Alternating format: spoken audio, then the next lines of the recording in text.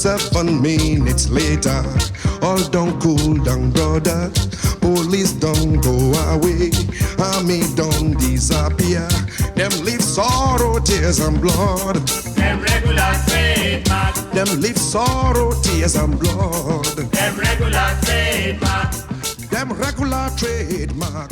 Fela Kuti was a Nigerian singer and political activist. Sometimes he also used his the middle name Anikulapo, which I probably pronounced wrong. So apologies to anybody who knows how that's meant to be pronounced. As I said, he was a Nigerian singer and political activist. He pretty much invented the Afrobeat genre. He released his first album in 1970, and I've counted around 41 albums from a list on Wikipedia, but I know that it's more complicated than that. One of them was released posthumously in the list that I found. He formed the band Africa 70 in the 70s. Later, when most of them had left him, he formed Egypt 80 in the 80s, and has been musically very influential. He was very vocally critical of military rulerships in Nigeria. He, in the 70s, formed a commune for the band and for connected people, which he later declared independent of Nigeria. In 1977, it was raided by the Nigerian military, in which he was severely beaten and his mother was killed, and the commune was burned down. At one point, he married 27 women at once. In 1983, he nominated himself to be run for president, but his candidacy was refused. He was arrested over 200 times and spent time in jail. He was opposed to corruption and favoritism and stuff like that, and was in favour of a Pan-African nation and many other things. He was quite a significant political figure as well as a musical figure. He died in 1997, possibly of AIDS.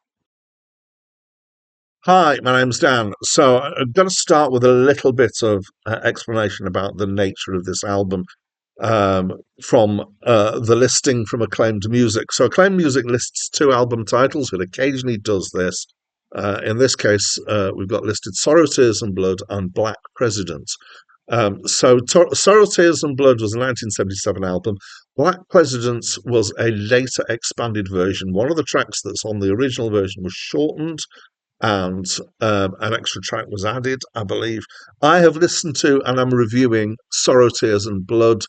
If you want stuff specifically for the Black President version of the album, you're going to have to look elsewhere. So it's not my first time listening to Fela Kuti. It's not my first time listening to this album either. I was introduced to Fela Kuti by a hipster that I shared an office with a few years ago, as well as several other things that he introduced to me musically. And I'm thankful for him for this because I enjoy Fela Kuti.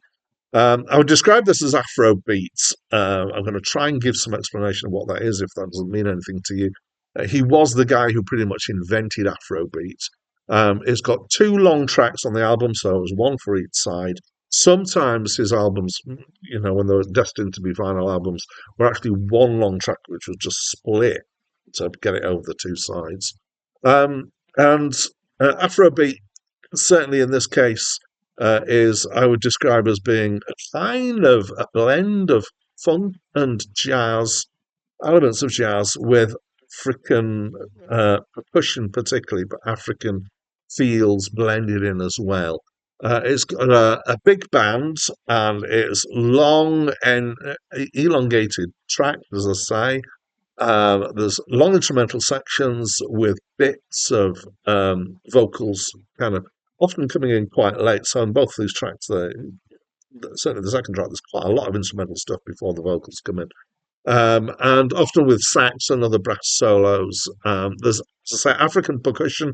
It's got a kind of trance-like element, a feel to it, which is definitely coming through from the traditional African stuff. I guess in some ways that's similar to some of the funk, particularly some of the funk that I really like is P-Funk, as in Parliament and Funkadelic and stuff like that, which all also tended towards these long tracks and this kind of feel.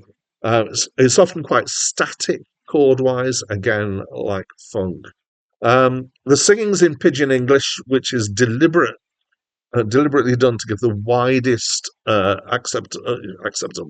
accessibility in Africa, so the majority of Africa being able to understand what's being sung here. And it's hard to separate Fela Kuti from his political background, so I'm not going to try to.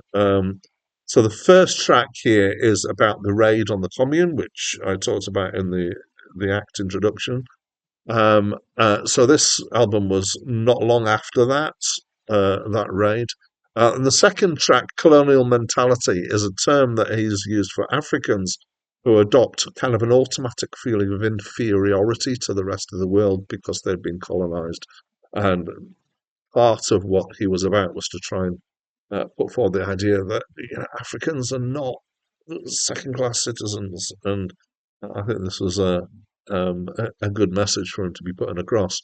So he tells stories. I kind of, in some ways, I know I have started talking about him more in general rather than about this album, and I think one of the reasons for this is because you could pick out quite a few of his albums, and they'd be very similar in feel musically and in some of the themes that are here. He tends to tell stories and explore ideas through when the vocals are in through short, snappy phrases and repetition, often with to and fro with the backing singers. Sometimes it's like call and answer kind of stuff. Again, that's well rooted in African traditional stuff.